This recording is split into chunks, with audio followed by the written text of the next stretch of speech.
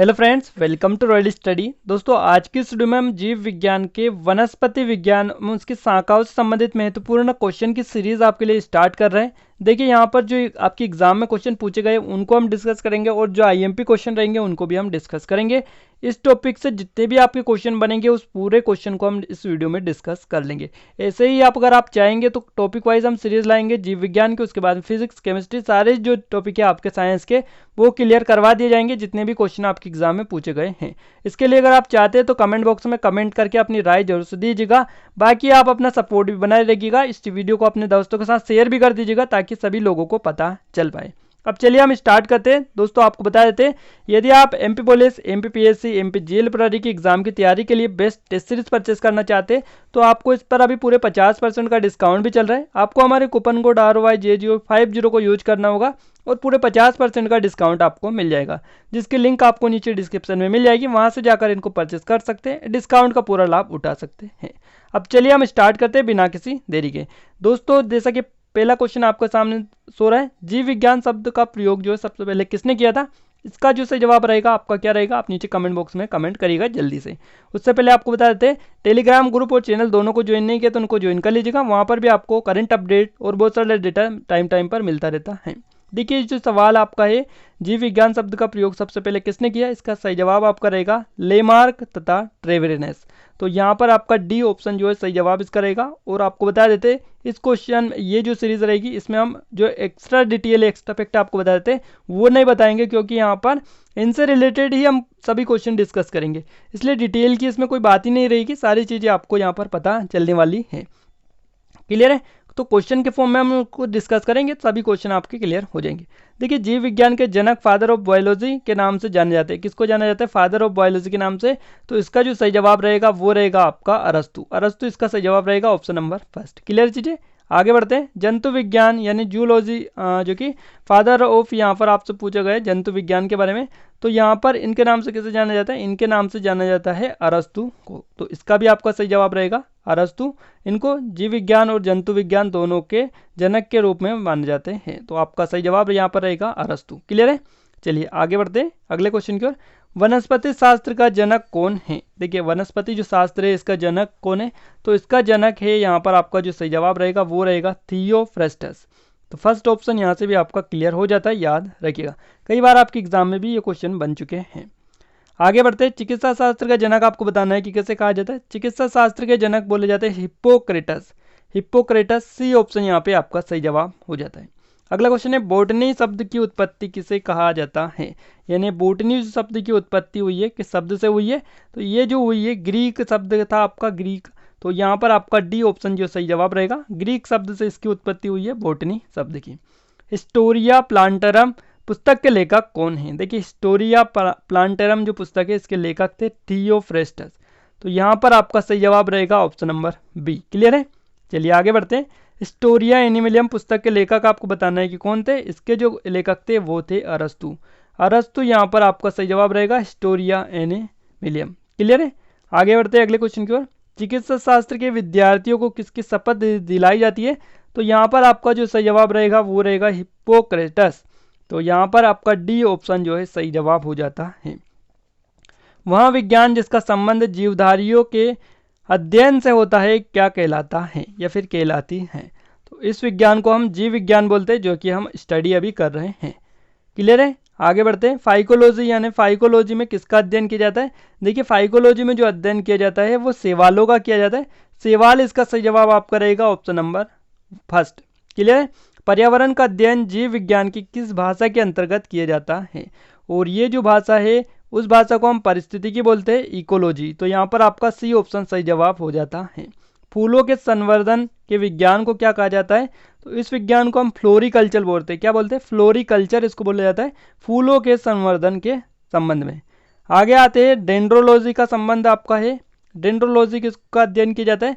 तो देखिए, डेंड्रोलॉजी में जो किया जाता है वो यहाँ पर आपका सही जवाब रहेगा वृक्षों के अध्ययन को और झाड़ियों का जो अध्ययन होता है, इन दोनों के अध्ययन को डेंड्रोलॉजी बोला जाता है।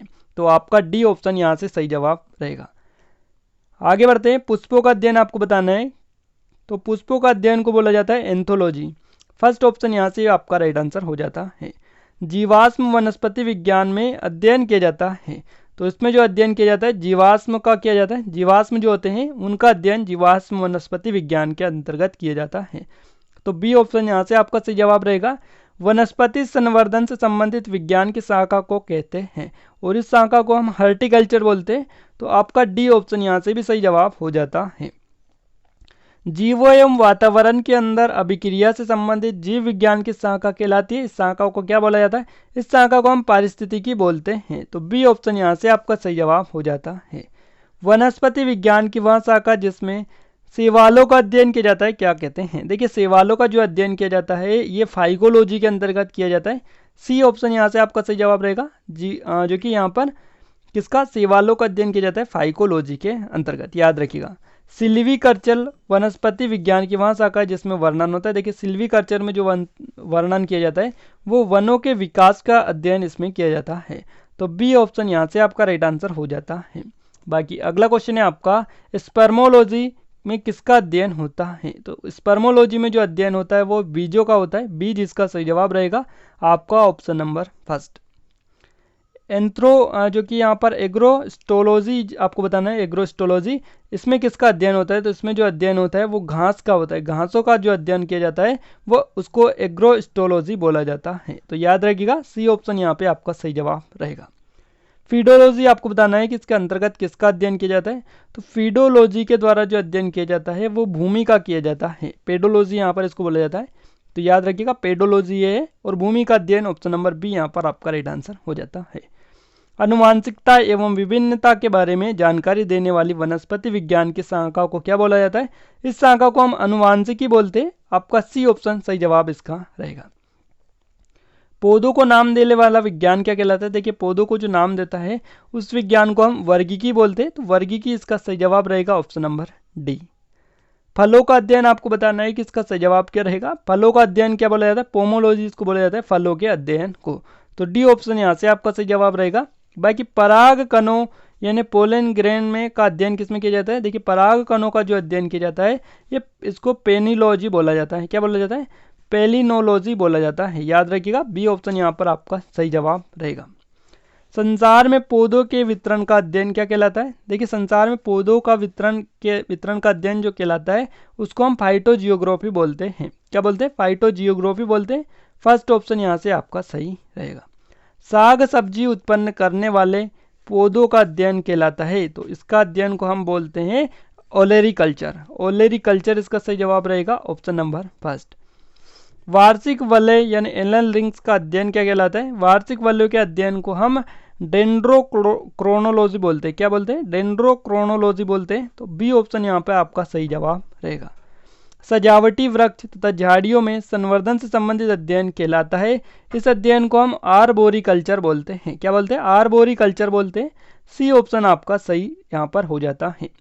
पौधों की आंतरिक संरचना का अध्ययन कहलाता है। तो इनकी आंतरिक जो संरचना होती है इनके अध्ययन को हम शारीरिकी बोलते हैं। सी आपका ऑप्शन सही जवाब इसका रहेगा। अगला क्वेश्चन है, पादप विज्ञान की शाखा कवक शास्त्र में किसका अध्ययन किया जाता है? तो कवक शास्त्र में जो अध्ययन किया जाता है वो फफूंद का किया जाता है। किसका किया जाता है? फफूंद का किया जाता है। तो यहाँ पर आपका सही जवाब रहेगा ऑप्शन नंबर फर्स्ट। एग्रोफोरेस्ट्री आपको बताना है ये क्या है। तो एग्रोफोरेस्ट्री जो है ये है आपका कृषि के साथ साथ उसी भूमि पर काष्ठी बारहमासी वृक्ष लगाने को एग्रोफोरेस्ट्री बोला जाता है। सी ऑप्शन यहाँ पर आपका सही जवाब रहेगा। फल व उद्यानी पादपों का अध्ययन है। देखिए फल व उद्यानी पादपों का जो अध्ययन होता है वो क्या बोला जाता है? बागवानी कला इसको बोला जाता है। सी ऑप्शन यहाँ पर आपका सही जवाब हो जाता है। जीव द्रव्य से के पृथक्करण एवं संयोजन से संबंधित वनस्पति विज्ञान की शाखा कहलाती है और इस शाखा को हम टिश्यू कल्चर बोलते हैं। सी ऑप्शन यहाँ पर आपका सही रहेगा। निम्नलिखित में से एक कौन सा सही सुमेलित नहीं है? इसको आपको क्लिक करना है। देखिए फूलों की खेती फ्लोरिकल्चर आपका होता है, फसलों की खेती को एग्रोनॉमी, सब्जियों की खेती हॉर्टिकल्चर और फलों की खेती पोमोलॉजी। तो यहाँ पर देखिए आपका जो सही जवाब यहाँ पर सुसम्मिलित नहीं है वो नहीं होगा आपका सब्जियों की खेती हॉर्टिकल्चर। तो यहाँ पर आपका सी ऑप्शन जो है सही जवाब रहेगा। जीव विज्ञान शब्द का प्रयोग सबसे पहले किसने किया था? तो ये जो प्रयोग किया था सबसे पहले लेमार्क और ट्रेविनस ने किया था। आपको डी ऑप्शन याद रखना है। अगला क्वेश्चन आपका आ रहा है, काफी आईएमपी है, कि जीव विज्ञान के जनक, फादर ऑफ बायोलॉजी के नाम से किसे जाना जाता है? अरस्तु को जाना जाता है, जो कि हम क्वेश्चन कंप्लीट कर चुके हैं। जंतु विज्ञान के जनक आपको बताना है और इनका नाम है अरस्तु। अरस्तु आपका सही जवाब यहाँ पर भी हो जाता है। तो देखिए फ्रेंड्स, यहाँ पर हमने 40+ क्वेश्चन डिस्कस कर लिए। आई होप ये क्वेश्चन आपको पता चल गए होंगे। और अगर आप इसका नेक्स्ट पार्ट भी चाहते हैं अगले किसी टॉपिक पर, तो वो आप जरूर से कमेंट बॉक्स में कमेंट करके बताइएगा। वीडियो आपको कैसा लगा ये आप नीचे कमेंट बॉक्स में कमेंट करिएगा। तो आज की इस वीडियो में बस इतना ही, मिलते हैं एक नई वीडियो में एक नई टॉपिक के साथ। तब तक के लिए जय हिंद, जय भारत।